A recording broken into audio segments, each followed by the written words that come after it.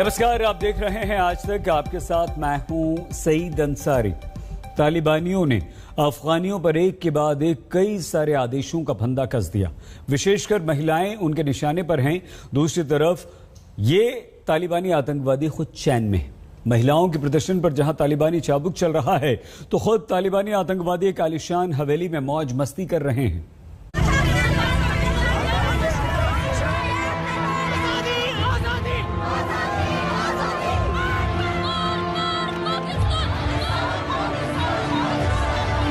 हाथों में बंदूक, गोलियां चलती दनादन, मुट्ठी में पूरा अफगानिस्तान और जुबान से फूट फूट कर निकलते एक से बढ़कर एक तालिबानी फरमान।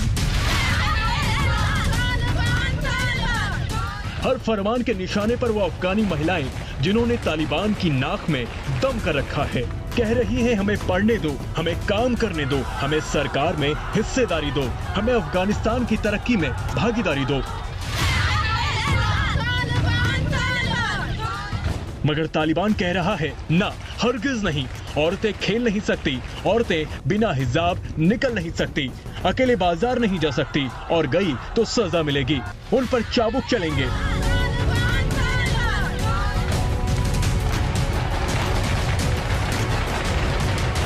और अब इस नए तालिबानी बयान से बहस ही खत्म हो गई है। زنها است که ملت شهید پرور پیدا میکنه، اینا را تربیه میکنه، با اخلاق اسلامی تربیه میکنه، اینا را در مقابل 3 تا ستمکش جهان در طی 100 سال اخیر کشف کرده. بدی کار چی است که یک زن مثلا وزیر باشه؟ چرا باشه؟ ما همین سوال تو برای من دوال بود. چرا نباشه؟ خود چرا نباشه؟ ما برات میگم که چرا نباشه. کاری که زن میکنه و زن نمیتونه اون کارو بکنه. یک چیزی در گردنش میندازی که او قابل از اون نیست که او را پیش ببره.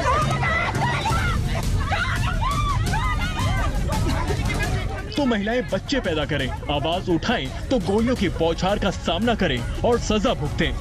यही नहीं, उनके प्रदर्शन को कवर करने वाले पत्रकार भी कोड़े खाएं और जेल जाएं। तो जहां कैद में है अफगान, वहीं मौज में है तालिबान।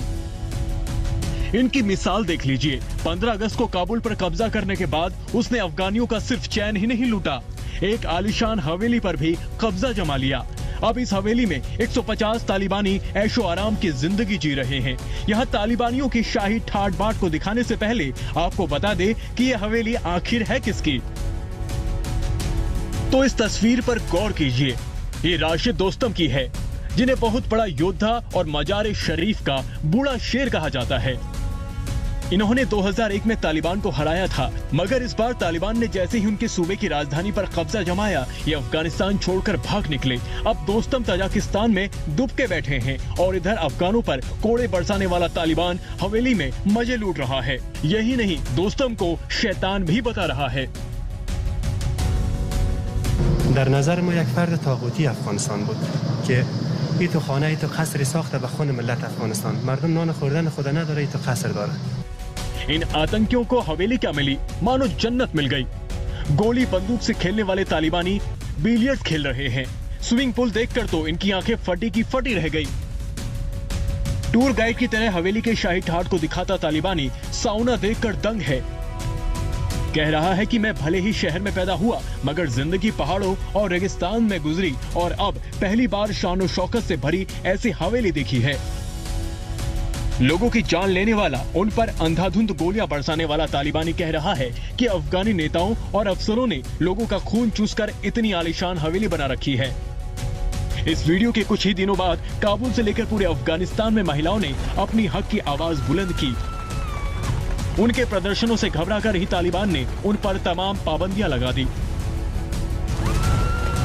वही खुद तालिबानी मौज मस्ती में डूबे हैं। आज तक ब्यूरो। तालिबान सत्ता पर तो बैठ गया, लेकिन अफगानिस्तान के आम नागरिकों की स्थिति दिन ब दिन बिगड़ती जा रही है।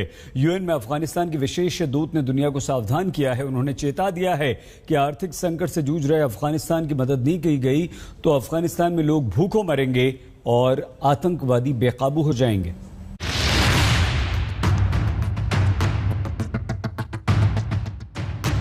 कंगाली में डूबा अफगानिस्तान। अफगानियों को पैसों की सख्त जरूरत। गरीबी और भुखमरी की कगार पर अफगानी। काबुल पर तालिबानी कब्जे के बाद से अफगानिस्तान के हालात बिगड़ते जा रहे हैं। लोगों के पास पैसा नहीं है, पैसे हैं तो खाने के सामान की किल्लत है, न दवा है न इलाज। विनाशकारी आर्थिक संकट से जूझ रहा है अफगानिस्तान। इसकी वजह है काबुल में बनी तालिबानियों की आतंकी सरकार, जिसके प्रधानमंत्री, दोनों उप प्रधानमंत्री और विदेश मंत्री UN की मोस्ट वांटेड लिस्ट में शामिल है। लिहाजा अफगानिस्तान की विदेश में पड़ी संपत्ति जहां जब्त है, वहां कोई भी देश एक आतंकी सरकार की मदद नहीं कर रहा है। UN में अफगानिस्तान की स्पेशल दूत डेबोरा लियोन्स ने अफगानिस्तान में पैदा हुए आर्थिक संकट की ओर दुनिया का ध्यान खींचा। Billions of assets and donor funds have been frozen by members of the international community. The understandable purpose is to deny these funds to the de facto Taliban administration. The inevitable effect, however, will be a severe economic downturn that could throw many more millions into poverty and hunger. Deborah Canada की राजनयिक हैं, जिन्हें UN ने अफगानिस्तान के लिए विशेष दूत बनाया है। डेबोरा ने UN सिक्योरिटी काउंसिल की बैठक में अफगानिस्तान का हाल बयां किया। अब 13 सितंबर को UN में बड़ी बैठक होगी।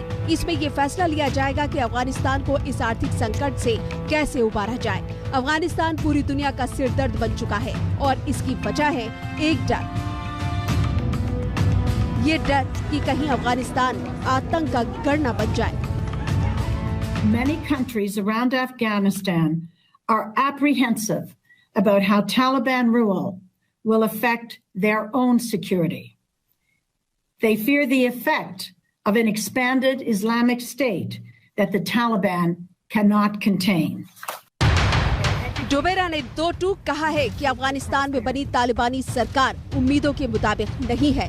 उसमें एक भी महिला शामिल नहीं है। वहीं उसके कई सदस्य आतंकियों की लिस्ट में शुमार हैं। इतना ही नहीं, वो अलकायदा के आतंकियों का खुले दिल से स्वागत कर रहे हैं। ऐसे में दुनिया के तमाम देशों ने तत्काल कोई भी कदम नहीं उठाया तो इसके गंभीर नतीजे अफगानिस्तान के आसपास ही नहीं, दूर दूर तक देखने को मिलेंगे। इशारा साफ है कि 9/11 जैसे हमलों का डर फिर से बढ़ जाएगा। आज तक ब्यूरो।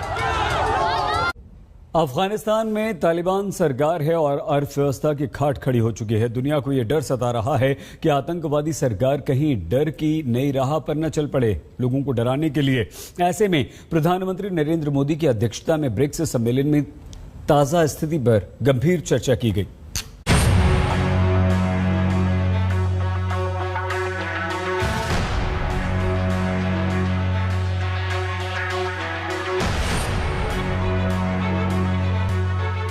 देश चलाना कोई बच्चों का खेल नहीं। ये बात खेल खेल में अफगानिस्तान पर कब्जा जमाने वाले तालिबान को समझ नहीं आ रही। काबुल पर कब्जे के पास से ही तालिबान जिस मौज में है, उससे वो बाहर निकलना ही नहीं चाहते।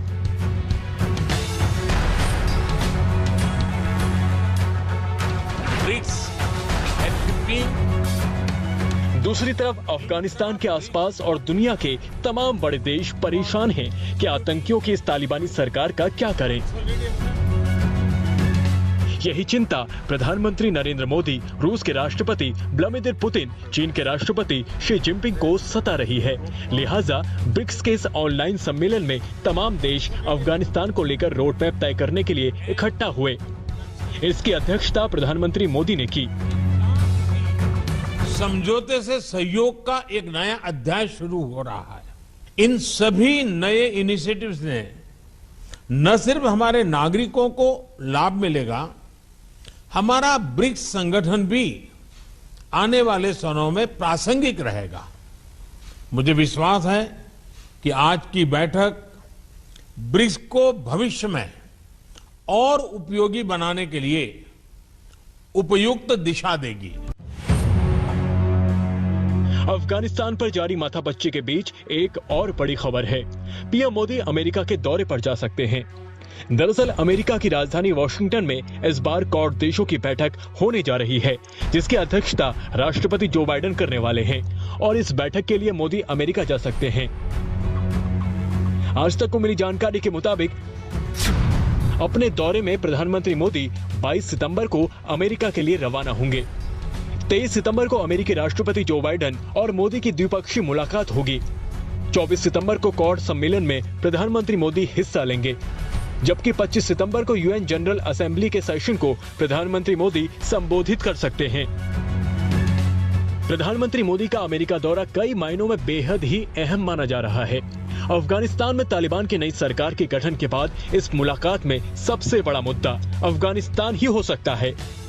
अफगानिस्तान से अमेरिकी सेना की वापसी के बाद वहां पर तालिबान राज आ गया है। ऐसे में अमेरिका इस वक्त दुनिया के निशाने पर है। उधर चीन ने तालिबान के साथ अपनी दोस्ती को बढ़ाना शुरू कर दिया है। ऐसे में पीएम मोदी और जो बाइडेन के बीच अफगानिस्तान और चीन को लेकर बातचीत हो सकती है। दिल्ली से गीता मोहन के साथ आज तक ब्यूरो। अमेरिका में अफगानिस्तान की प्रथम राजदूत रोया रहमानी इस समय वाशिंगटन में हैं। तालिबानी सरकार बनने के बाद वो अफगानी महिलाओं को लेकर बहुत चिंतित हैं। उन्होंने अफगानिस्तान में अपने अधिकार के लिए प्रदर्शन कर रही महिलाओं की बहादुरी को सलाम किया। Well, first of all, I salute all the brave women of Afghanistan. It is quite risky to do what they are doing. And it's also an indication to the rest of the world that they have everything to lose at this point. And this is why they are taking up on the streets and risking their lives, their families, their futures. They know what it would mean for them, for their families. So it is an extremely courageous act to do what they are doing.